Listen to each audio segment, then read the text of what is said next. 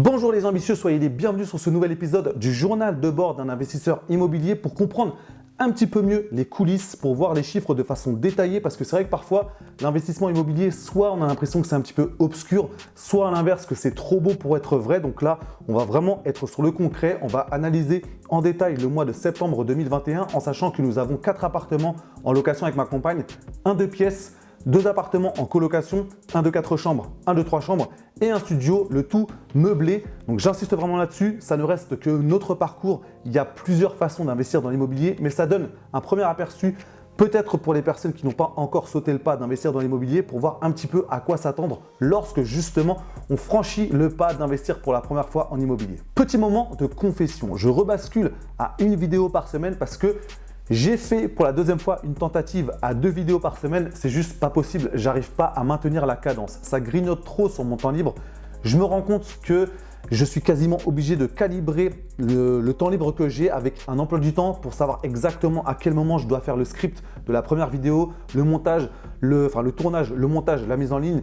Après, à quel moment je dois faire le script de la deuxième vidéo, tournage, montage, mise en ligne, répondre aux commentaires. Ça devenait ingérable. Et il y a surtout eu un élément déclencheur qui a fait pencher la balance. C'est que je me suis aperçu que je passais un peu moins de temps avec mon fils. Et ça, c'est tout ce que je ne veux pas faire parce que si j'ai voulu avoir un enfant, si on a voulu avoir un enfant avec ma compagne, c'est pour passer un maximum de temps avec lui. Je sais qu'au niveau de mon activité professionnelle, c'est même un choix que j'ai fait de faire ce métier pour avoir aussi du temps libre pour le jour où j'aurai des enfants, passer un maximum de temps avec eux parce que ce sont des moments qui sont précieux. C'est pas comme l'argent où on peut perdre de l'argent et le regagner par la suite. Les instants qu'on perd en famille, on ne pourra jamais les rattraper.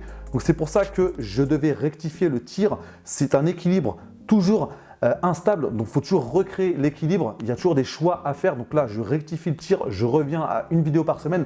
J'adore faire des vidéos, j'adore discuter avec vous, j'adore répondre à vos commentaires, mais c'est vrai que la famille pour moi c'est la priorité. C'est important d'investir dans l'immobilier, c'est important d'investir en bourse, mais ça ne doit pas se faire au détriment de la famille. Donc c'était le moment de confession pour vous expliquer mon choix, ma décision de repasser à une vidéo par semaine. Revenons au sujet de cette vidéo. Donc dans un premier temps, on va voir un petit peu l'actualité de ce qui s'est passé au cours des dernières semaines pour nos 4 appartements en location. Ensuite, on basculera sur mon écran pour voir en détail les entrées et les sorties. Ensuite, on verra tout ce qui touche au capital amorti et enfin, on terminera par la fameuse valeur nette qui est un calcul très important à faire pour savoir exactement où vous en êtes dans la constitution et la progression de votre patrimoine. Petite parenthèse avant d'attaquer, en basculant à une vidéo par semaine, j'ai aussi davantage de temps pour lire. C'est quelque chose qui me tient à cœur. En ce moment, je suis en train de lire un livre qui s'appelle Les lois de la nature humaine de Robert Greene. J'en suis simplement au début, mais je suis déjà à fond dedans. Donc tout ce qui est sport, lecture, c'est aussi pour moi un équilibre de vie. Donc dès que ça commence à être déséquilibré, j'essaie de rectifier le tir. Parenthèse refermée, on recentre le sujet de la vidéo. Donc premièrement, les actualités en ce qui concerne nos 4 appartements en location. Premièrement, il y a une colocataire qui est partie le 23 septembre, remplacée par quelqu'un qui est arrivé le 4 octobre. Donc on verra ça tout à l'heure dans les chiffres. Deuxièmement, dans la première colocation que nous avons, 4 chambres, 2 personnes m'ont dit qu'ils allaient quitter l'appartement aux alentours de la mi-novembre. Donc on verra à ce moment-là si j'ai réussi ou pas à trouver un ou une remplaçante. Troisièmement, dans la deuxième colocation, il y avait des travaux à effectuer dans la salle de bain. Donc tout s'est bien passé, c'est terminé, ça s'est terminé il y a quelques jours. Je suis vraiment content, soulagé parce qu'on repart sur quelque chose de propre et surtout d'étanche parce que ce n'était pas forcément le cas avant. Pour tout vous dire, le receveur était entre 2 cloisons et il n'avait pas la bonne dimension. Donc il y avait une espèce de paillasse en fait entre la fin du receveur et le début de la cloison sur lequel ils avaient mis du carrelage, les anciens propriétaires. C'était pas forcément étanche, donc il y avait de l'eau qui passait à travers. Quand mon artisan a enlevé l'ancien receveur, il a vu de l'eau en dessous. Donc c'est ce qui explique pourquoi la chambre qui est derrière avait parfois un mur qui était humide. Donc là, on est parti sur un receveur qui est aux bonnes dimensions, une paroi de douche qui est vraiment étanche de tous les côtés avec les joints silicone de partout. C'est un travail très propre. J'ai vraiment des artisans de qualité. J'insiste vraiment là-dessus. Faites très attention de prendre le temps de constituer un réseau de qualité parce que c'est vrai que quand vous avez des artisans, vous savez déjà que si vous avez des problèmes de plomberie, vous savez quelle personne appeler. Quand vous avez des travaux d'électricité, vous savez quelle personne appeler. C'est vrai que ça soulage l'esprit et c'est très important pour vous. Et enfin, quatrièmement, dans la première colocation dans laquelle il y a 4 chambres, toujours ce problème de moisissure qui commence à réapparaître. C'est un problème qui est récurrent. J'y suis allé il y a quelques jours, on a discuté avec un artisan et avec les colocataires qui étaient présents. Ils m'ont dit qu'ils en avaient parlé aux voisins qui avaient exactement le même problème depuis de nombreuses années. Donc c'est un bâtiment des années 60. Donc ça, c'est d'un côté quelque chose qui me rassure parce que je me dis que ce n'est pas que dans mon appartement qu'il y a ce problème, c'est quelque chose qui est général. Après, de l'autre côté, on se dit, je ne comprends pas pourquoi il n'y a toujours pas de solutions qui ont été trouvées si ça fait des années que c'est comme ça. Après, je sais qu'il y a des solutions qui sont parfois à des coûts exorbitants parce que si on doit faire isoler les murs par l'extérieur, c'est vrai que ça peut avoir un certain coût. Donc pour l'instant, statu quo, il n'y a pas de solution miracle. J'ai demandé à la femme de ménage de nettoyer vraiment les petites moisissures qui commencent à apparaître. Ça ne reste qu'une solution temporaire. J'aimerais vraiment trouver une solution par rapport à ça, surtout pour le confort de vie des colocataires. Pour l'instant, ils ne sont pas trop affectés, mais je suis soucieux de ça. C'est vraiment quelque chose qui aussi me pèse parce que j'aime pas proposer un appartement avec des tout petits problèmes comme ça. Il faut vraiment que je trouve une solution. Si d'ailleurs vous avez des solutions, je sais que j'arrête pas de vous demander à chaque fois, mais si vous avez des solutions même collectives que je fasse remonter au niveau du syndic, je suis vraiment tout oui pour savoir exactement ce que vous avez en tête.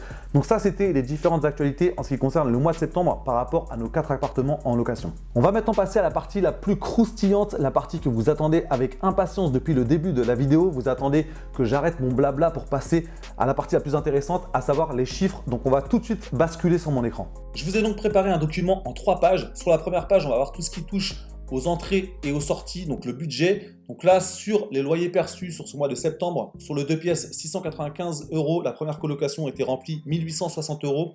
La deuxième colocation, il y a eu quelques jours de perdu sur la fin du mois pour une chambre, donc 1271 €.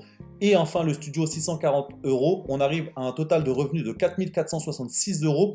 Juste en face, je vous ai mis les mensualités de prêt associées à chaque ligne. Ici, donc par exemple, le 2 pièces, on a un prêt de 398,25 €. La première colocation, 736,43 €. La deuxième colocation, 793,80 € Et enfin, le studio, 423,98 €. On arrive à un total de mensualité de prêt de 2352,46 €. On retrouve ce montant ici, donc dans le tableau des dépenses. Par rapport impôts, taxes, sur la ligne impôts-taxes, on est à 423 €.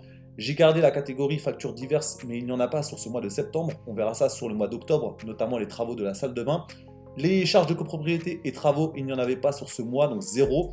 Le gaz, 202 €. Électricité, 80 €. Internet, 50,98 €. La femme de ménage dans la première colocation, 39,81 €. Les assurances propriétaires non occupants, 35,86 €. Et enfin, l'eau pour une des 2 colocations pour laquelle je suis prélevé mensuellement, 19,32 €. On arrive à un total de dépenses de 3203,43 €. Et si on fait la différence entre les recettes et les dépenses, on a une différence positive de 1262,57 €. Bien évidemment, on est sur un mois qui n'est pas forcément représentatif des autres mois parce que là, je n'avais aucune charge de copropriété à payer, je n'avais même pas de factures diverses. Donc ça, c'est quelque chose qu'il faudrait lisser sur l'année pour avoir un chiffre ici qui est plus représentatif. Donc là, ça donne juste un aperçu. Deuxième page du document, une notion très très importante à côté de laquelle on a tendance à souvent passer parce qu'on est aveuglé par le cash flow, la notion de capital amorti. Donc là, sur le premier appartement, sur le 2 pièces, 322,09 € de capital amorti sur la mensualité de septembre. Ensuite, la première colocation, 477,36 €. La deuxième colocation, 513,46 € Et enfin, le studio, 278,58 €. Ce qui donne un total de capital amorti de 1591,49 €. C'est pour ça que je dis souvent que mon jour préféré dans le mois, c'est le 5 du mois, parce que c'est le jour durant lequel j'ai mes différents prélèvements par rapport au prêt immobilier, et c'est vraiment le jour qui me permet de me rendre compte à quel point le capital amorti est une notion très très puissante, parce qu'on voit vraiment son patrimoine grossir.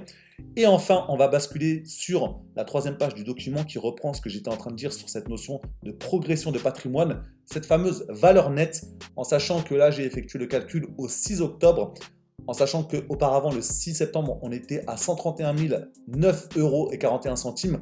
Là, on était le 6 octobre à 140 422,63 €. Donc, il y a eu une progression de 9 413,22 €. Par rapport à ça, il faut bien évidemment prendre en compte qu'il y a aussi l'amortissement du capital de notre maison et également la progression du PEA ainsi que les comptes d'épargne. Donc ça, c'est tout cumulé. Je vous remets d'ailleurs le lien de la vidéo dans laquelle je vous explique comment calculer cette fameuse valeur nette. Mais j'insiste vraiment là-dessus, c'est un calcul essentiel pour savoir exactement comment progresse votre patrimoine. Par rapport à cette notion de valeur nette, je vous rappelle que mon objectif est d'atteindre un patrimoine net d'au moins 1 million d'euros. Donc j'en suis encore très très loin parce que quand on regarde le tableau, je suis à peine à 14% de cet objectif. Mais c'est pas grave parce que je savoure pleinement le chemin. Je ne veux pas être obnubilé par cet objectif parce que je sais que c'est potentiellement dangereux, parce que parfois on risque même de se dire que la vie ne pourra pas être savoureuse tant que cet objectif ne sera pas atteint. Ça, c'est très très dangereux pour l'état d'esprit. Donc savourez le chemin, profitez de tout ce que vous êtes en train de mettre en place. Prenez le temps de comprendre à quel point vous avez déjà réussi à atteindre certains résultats, que vous êtes en train de progresser. Prenez en compte le fait aussi que vous êtes en train de vous transformer parce que vous devenez une personne qui acquiert de nouvelles connaissances, de nouvelles compétences. C'est très très enrichissant. Donc c'est vraiment, j'insiste là-dessus, très important pour vous de savourer le chemin qui vous emmène vers l'atteinte de votre objectif. Nous voici maintenant arrivés à la fin de cette vidéo. Si elle vous a plu, mettez un maximum de pouces en l'air et dites-moi dans les commentaires si vous avez déjà un appartement ou plusieurs appartements en location et si tout se passe bien pour vous, ou est-ce qu'à l'inverse vous voyez une grosse différence entre les calculs de rentabilité sur le papier et ce que vous retrouvez réellement sur le terrain, parce que certes, il y a des aléas qui peuvent arriver, mais quand on commence à avoir une grosse différence entre ce qu'on avait prévu et ce qu'on retrouve réellement sur le terrain, ça peut vite devenir compliqué. Donc je vous remercie pour votre attention, je vous souhaite une bonne journée, une bonne soirée ou une bonne nuit en fonction de l'heure à laquelle vous regardez cette vidéo et je vous dis à très bientôt pour la prochaine.